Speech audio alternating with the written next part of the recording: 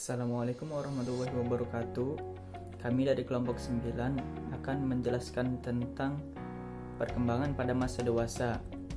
Perkenalkan, nama saya Muhammad Wahdan Nuh sebagai pemateri 1 dan ada saudari Nur Solehah Az-Zahro sebagai pemateri 2 dan yang terakhir pemateri ketiga yaitu saudari Rima Nur Jannah. Untuk selanjutnya, mari simak video penjelasan berikut ini. Selanjutnya yaitu perkembangan masa dewasa dari aspek fisik. Dewasa sendiri merupakan istilah yang digunakan untuk merujuk pada masa transisi remaja dari remaja menuju masa dewasa. Berbicara mengenai perkembangan masa dewasa dari aspek fisik, maka masa dewasa terbagi menjadi 3 bagian, yaitu dewasa awal yang dimulai dari umur usia 18 tahun sampai 40, dewasa madya dari usia 41 sampai 60 tahun, dan dewasa akhir dari usia 60 tahun ke atas. Perkembangan fisik pada masa dewasa meliputi perkembangan kekuatan fisik. Performa fisik yang prima banyak diraih pada masa dewasa, terutama masa dewasa awal, yaitu pada kisaran usia 18 hingga 40 tahun. Sedangkan untuk dewasa madya dan dewasa akhir biasanya perkembangan kekuatan fisiknya akan semakin menurun. Tetapi bagi yang olahraganya teratur, mungkin perkembangan kekuatan fisiknya akan selalu stabil. Lalu kesehatan fisik. Kesehatan fisik yang baik sangat mempengaruhi perkembangan fisik pada seseorang, karena bila fisiknya sehat, pasti seseorang itu tidak mengalami penghambatan pada perkembangan fisiknya. Selanjutnya, pola makan dan berat tubuh. Pola makan dan berat tubuh dapat memengaruhi perkembangan fisik seseorang pada masa dewasa. Dengan pola makan yang teratur, perkembangan fisik pun akan berkembang lebih baik dan berat tubuh pun akan stabil. Sedangkan bila pola makan kita sembarangan, kesehatan fisik maupun kekuatan fisik akan menurun dan sangat menghambat perkembangan fisik pada seseorang. Lalu olahraga. Nah, olahraga ini bila dilakukan secara teratur dan cukup, dapat memberikan keuntungan fisik maupun psikologis seseorang tersebut. Yang terakhir yaitu penyalahgunaan obat. Penyalahgunaan obat ini berdampak pada perkembangan fisik seseorang dan berdampak pula pada kekuatan kesehatan fisik pada jangka panjang maupun pendek, karena setiap orang itu berbeda kekuatan fisiknya. Perkembangan peserta didik pada masa dewasa dari aspek kognitif. Kognitif adalah kemampuan berpikir pada manusia. Secara umum, kognitif diartikan mengenai bagaimana seseorang melakukan adaptasi dan memberi interpretasi pada objek, kondisi dirinya, dan juga berbagai kejadian di sekitar dirinya. Menurut pengertian umum, peran kognisi dalam diri manusia dapat diartikan sebagai suatu potensi intelektual yang terdiri dari beberapa tahapan, yaitu pengetahuan, pemahaman, penerapan, analisa, sintesa, dan evaluasi yang berhubungan dengan kondisi berdasarkan pengetahuan empiris yang faktual. Persoalan yang berhubungan dengan kemampuan untuk mengembangkan kemampuan rasional atau mengembangkan akal merupakan ranah kognitif.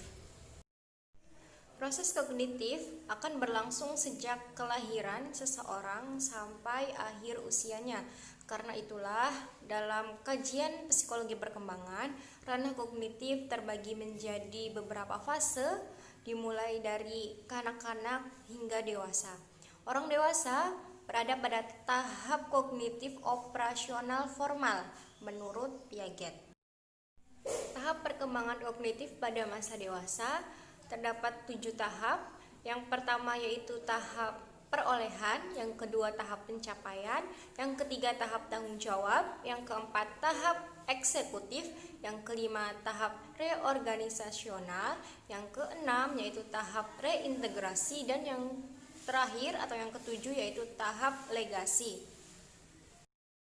Perkembangan kognitif pada masa dewasa awal, Gisela menekankan bahwa aspek kunci untuk perkembangan kognitif pada masa dewasa muda atau dewasa awal meliputi memutuskan dalam sudut pandang dunia, mengenali bahwa sudut pandang dunia bersifat subjektif dan memahami perbedaan-perbedaan sudut pandang dunia yang harus diakui. Ia berpendapat bahwa tingkat pendidikan yang dicapai suatu individu mempengaruhi kemungkinan mereka mencapai pemikiran potensial mereka.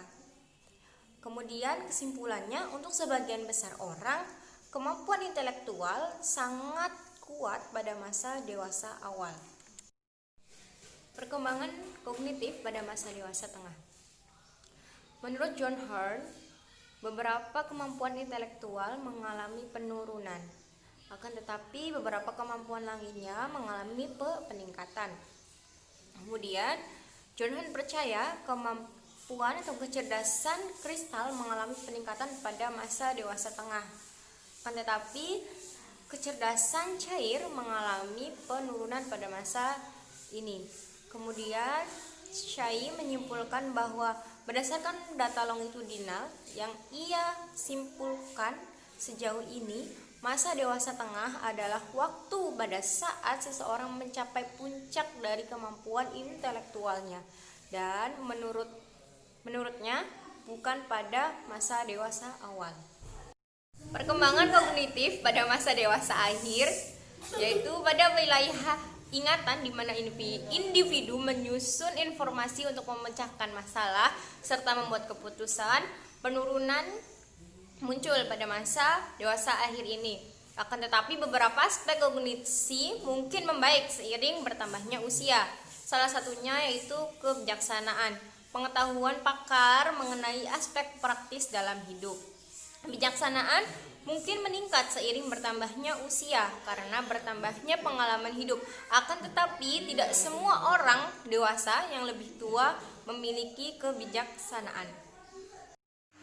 Nama saya Rima Nurjana, saya akan menjelaskan mengenai perkembangan masa dewasa dari aspek psikososial.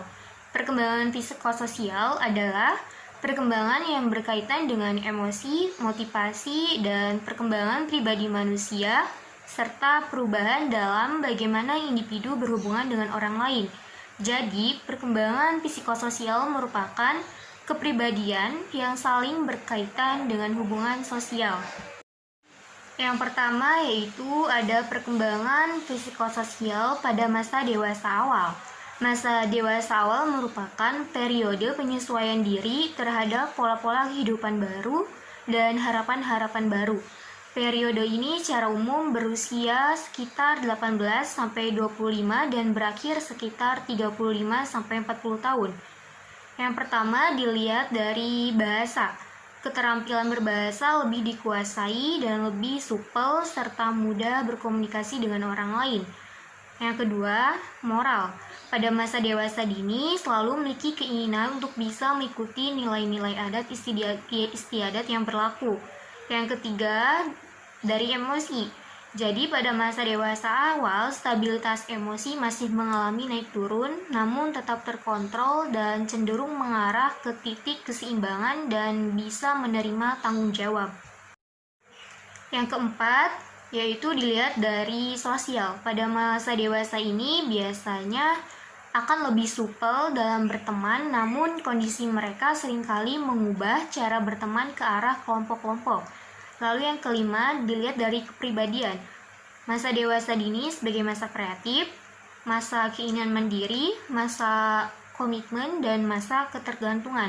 Lalu yang keenam yaitu dilihat dari agama atau spiritual. Jadi pada masa dewasa awal, nilai keagamaan yang memiliki tempat tersendiri di hati orang dewasa. Namun seringkali dewasa muda atau dewasa awal belum bisa mengikuti nilai-nilai tersebut secara sempurna. Yang kedua yaitu perkembangan psikososial pada masa dewasa madya atau dewasa pertengahan. Usia madya berusia sekitar 35-40 tahun dan berakhir sekitar 60 tahun. Masa tersebut pada awalnya ditandai dengan adanya perubahan-perubahan jasmani dan mental. Pada usia 60 tahun biasanya terjadi penurunan kekuatan fisik, sering pula diiringi oleh penurunan daya ingat. Nah, yang pertama yaitu dilihat dari bahasa. Pada masa dewasa madya, keterampilan berbahasa lebih sopan, agak bijak, dan lebih dewasa. Lalu yang kedua, dari moral. Pada dewasa madya, individu sangat menghargai dengan adanya adat istiadat. Lalu yang ketiga, dilihat dari emosi. Pada masa dewasa madya, stabilitas emosi masih sudah seimbang dan terkontrol. Lalu yang keempat, jika dilihat dari sosial, pada masa dewasa madya awal biasanya lebih fokus pada kegiatannya masing-masing, berteman dengan kelompok yang telah mereka bina, namun pada akhir masa dewasa madya, perubahan respon sosial mulai naik, lebih giat bermasyarakat dan mengenal tetangga. Lalu yang kelima, jika dilihat dari kepribadian, usia madya adalah masa stres, usia canggung, masa berprestasi, lalu masa evaluasi. Yang keenam yaitu jika dilihat dari agama atau spiritual, pada masa dewasa madya ini perhatian terhadap agama lebih besar dibandingkan dengan masa sebelumnya. Dan kadang-kadang minat dan perhatiannya terhadap agama ini dilandasi dengan kebutuhan pribadian sosial.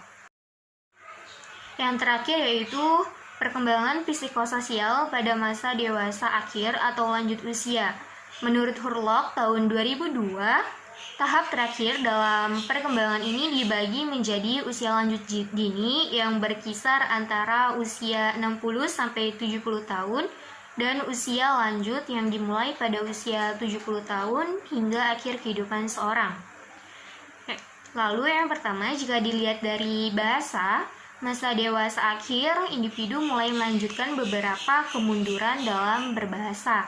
Lalu yang kedua, jika menurut moral, pada usia dewasa akhir atau usia lanjut tingkat moralitas orang dewasa sudah sangat matang. Mereka sudah mengamankan nilai-nilai moral atau konsep-konsep moralitas seperti kejujuran dan kesopanan.